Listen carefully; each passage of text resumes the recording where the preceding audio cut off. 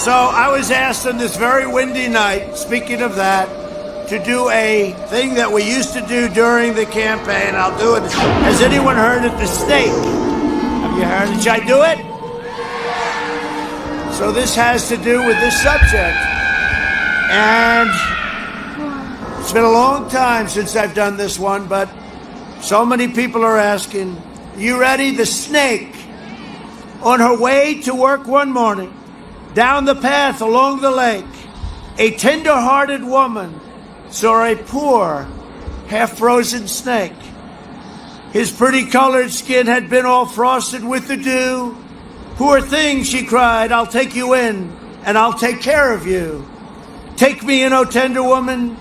Take me in for heaven's sake. Take me in, O tender woman, sighed that vicious snake. She wrapped him up, all cozy, in a comforter of silk, and she laid him by the fireside with some honey and some milk. She hurried home from work that night. As soon as she arrived, she found that pretty snake she'd taken in had been revived. Take me in, O tender woman. Take me in for heaven's sake. Take me in, O tender woman, sighed that vicious snake. She clutched him to her bosom. You're so beautiful, she cried. But I hadn't brought you in by now. You know you would have died. She stroked his pretty skin again and kissed and held him tight.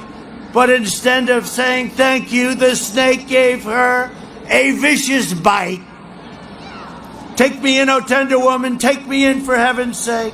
Take me in, O tender woman, sighed that vicious snake. I saved you, cried the woman, and you've bitten me, but why? You knew your bite was poisonous, and now I'm going to die.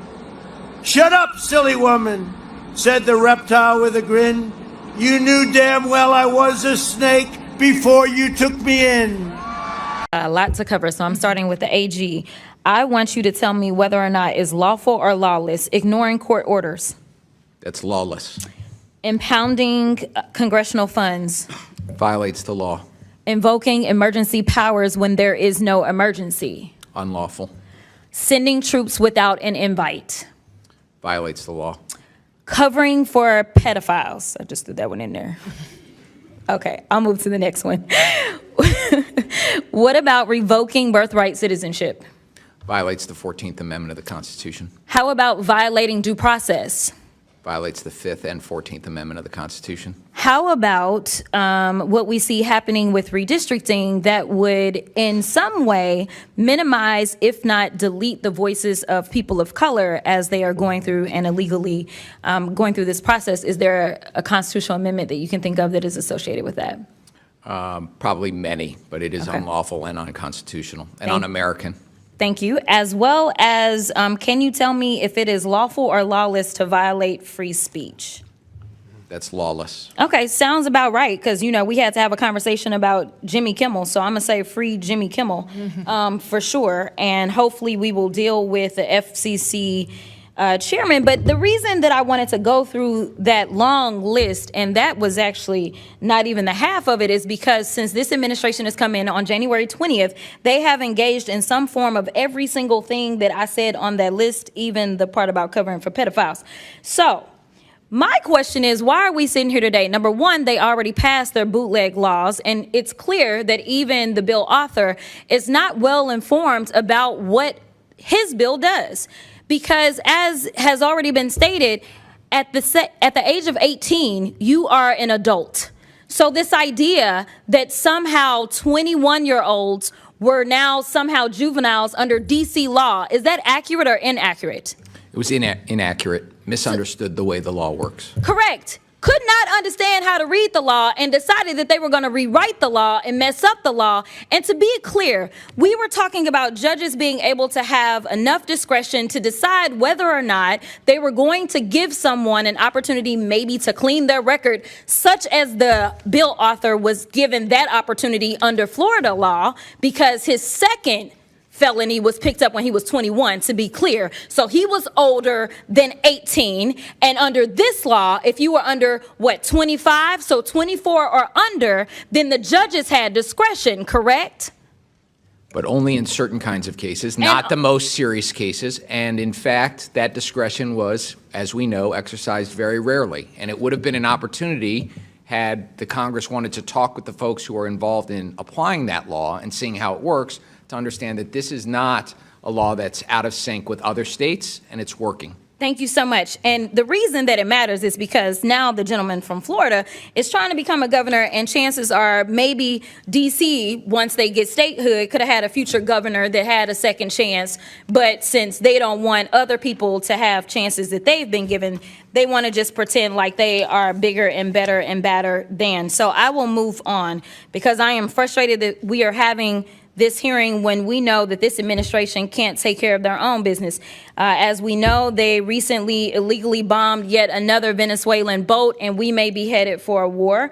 We know that this particular president has decided that he wants to shake down people as it relates to the First Amendment, because he has filed not one lawsuit, not two lawsuits, but he has filed numerous lawsuits. He filed a lawsuit against the New York Times. He filed one against the Wall Street Journal, against CBS, against ABC, against the Des Moines Register. He is doing all of this because he wants to quash any speech that is not appreciative or lauding him, which is pretty much anything that's factual. So let's talk a few facts about these January 6 felons that should still be incarcerated because they went through the process, but because they were doing things on his behalf, of course, he wanted to let them go. So they released more than 1,000 people who participated in the insurrection on this government, many of whom had previous criminal records, like Mr. Theodore Mendenforth, who was convicted of predatory criminal sexual assault of a child, or Mr. Peter Schwartz, who had 38 prior convictions, including one where he beat his wife by repeatedly punching and biting her.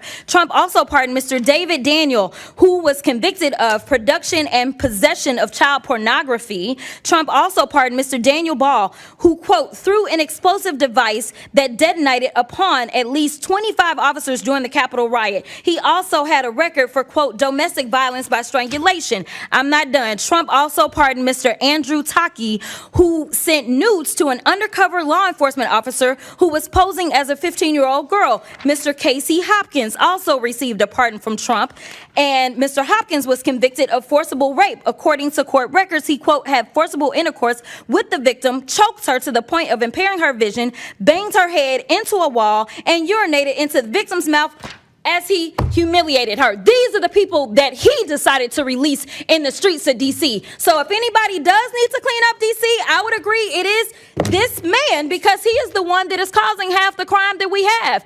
Not only is he participating in the crime, but we know that he instigated the insurrection. And if I did say that I had one issue with the Biden-Harris administration, it is the fact that they did not move forward and make sure that this man was put where he should have been put. Because the last time I checked, as a criminal defense attorney, and Mr. Attorney General, you may have a different experience, but I never had a defendant that had 34 convictions for felonies and did not spend one day in jail. Never in my life. And the last time I checked, the party of law and order is the only one that decided that they would be out of order and decided to nominate someone who was not only indicted but was actually convicted of multiple felonies. That has never happened in this country, and it is a shame that we are dealing with it now, and now he wants to tell y'all how to do your jobs. Okay. You knew damn well I was a snake before you took me in.